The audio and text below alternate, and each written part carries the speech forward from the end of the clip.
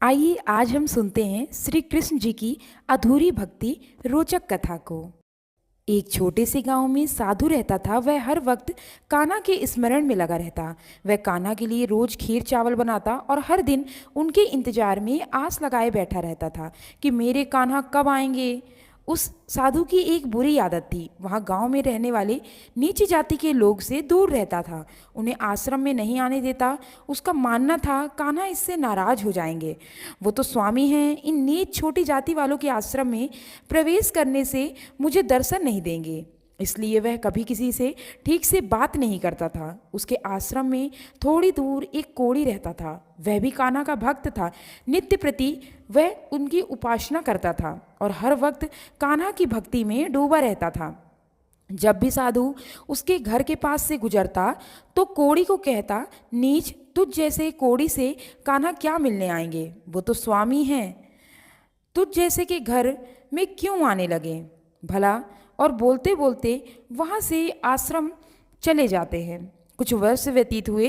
अब साधु को लगने लगा कान्हा क्यों मुझे दर्शन नहीं दे रहे, और साधु उनकी मूर्ति के सामने रोने लगा और कहने लगा, प्रभु एक बार तो मुझे दर्शन दे दो, हे प्रभु मुझे एक बार तो दर्शन दे दो। मैं प्रतिदिन आपके लिए खीर चावल बनाता हूँ, एक बार तो आकर भोग लगा लो। और उस उदास होकर कान्हा के चरणों में सो गया। दूसरे दिन एक गरीब दारिद्र छोटा सा बालक साधु के आश्रम में आया। साधु उस वक्त कान्हा को भोग लगाने जा रहा था। उस बालक ने कहा, साधु महाराज मुझे कुछ खाने को दे दीजिए, मुझे जोरों से भूख लगी है।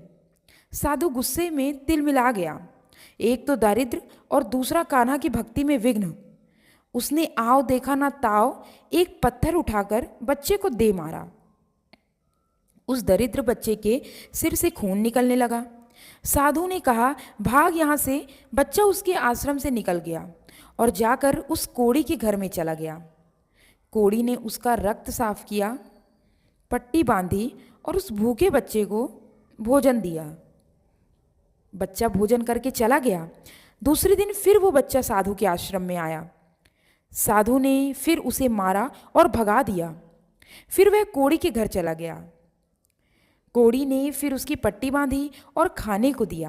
बच्चा खाना खाकर चला गया। अब इसके बाद क्या है, वो बच्चा रोज आता, साधु उसे मारता और वो कोढ़ी के पास चला जाता। एक दिन साधु स्नान के लिए जा रहा था। उसे रास्ते पर वही कोढ़ी दिखा। साधु ने उसे देखा तो आश्चर्य से भर गया। उस कोढ़ी का कोढ़ गायब हो चुका था। वह बहुत ही सुंदर पुरुष बन चुका था। ये भक्त की महिमा है, भगवान की महिमा भक्त के लिए।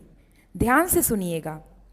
साधु ने कोढ़ी का नाम लेकर कहा, तुम कैसे ठीक हो गए। कोढ़ी ने कहा, मेरे कान्हा की मर्जी। पर साधु को रास नहीं आया। उसने मन ही मन फैसला किया, पता लगाना पड़ेगा। दूसरे दिन फिर वह दरिद्र बच्चा साधु के आश्रम आया। साधु ने फिर उसे मारा। बच्चा जाने लगा तो साधु उठ खड़ा हुआ और मन ही मन सोचने लगा, मैं इस दरिद्र बच्चे को रोज मारता हूँ, ये रोज उस कोढ़ी के घर चला जाता है, आखिर चक्कर क्या है देखना पड़ेगा। साधु पीछे पीछे जाने लगा। जैसे ही वह कोढ़ी की झोपड़ी में पहुँचता है, उसकी आंखें फटी की फटी रह जाती हैं। ध्यान से सुनिएगा।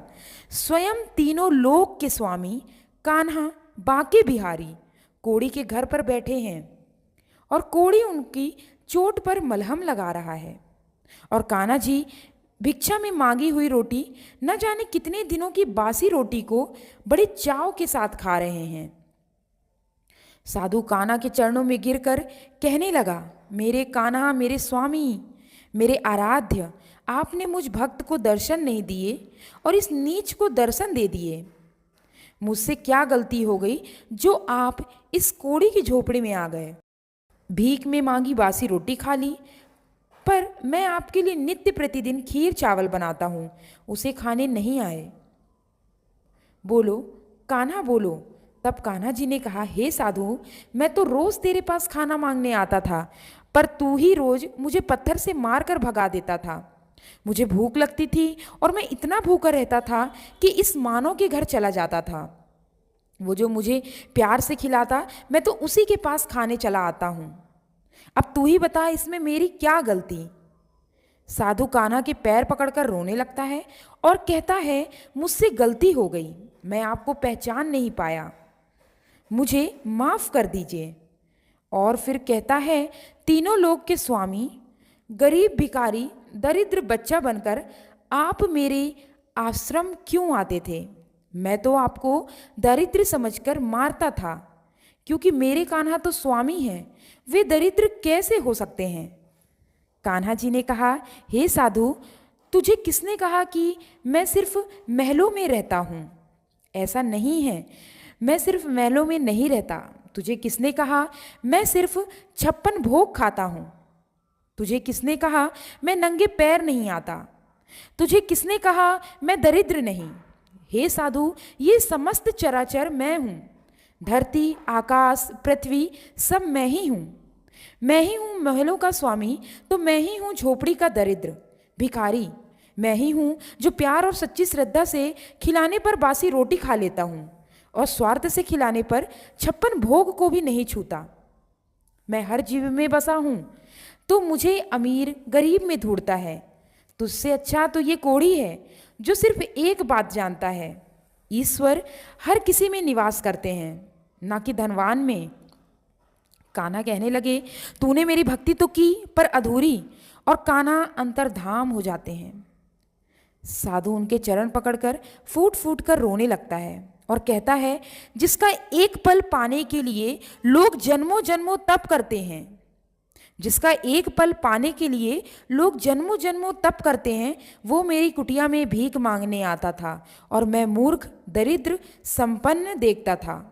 और कोरी के पैर पकड़कर कहता, मैंने तो सारी जिंदगी अधूरी भक्ति की, आप मुझे सच्ची भक्ति के पथ पर ले आइए, मुझे अपना शिष्य बना लीजिए। कोढ़ी उसे गले लगा लेता है। ईश्वर कण कण में है। वो भिखारी भी जो आपकी चौखट पर आता है ना, वो भी ईश्वर की मर्जी है, क्योंकि किसी ने कहा है वो भीख लेने नहीं बस दुआ देने भी आता है, और हमारी परीक्षा लेने भी।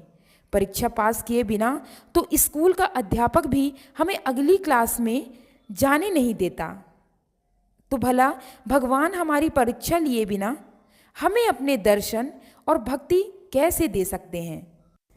दोस्तों, हमारे कान्हा को इससे कोई फर्क नहीं पड़ता कि भक्ति करने वाला अमीर है या गरीब, वह ऋषि मुनि है या कोई कोढ़ी या भिखारी, उन्हें तो सिर्फ सच्ची भक्ति चाहिए। जो सच्ची भक्ति करेगा मेरे भगवान तो बस उसी के द्वार पे जाएंगे। राधे राधे। दोस्तों, यदि यह वीडियो, ये कहानी आपको पसंद आई हो तो मेरे यूट्यूब चैनल उमंग ज़िंदगी को लाइक, शेयर और सब्सक्राइब जरूर करें। Thanks for watching.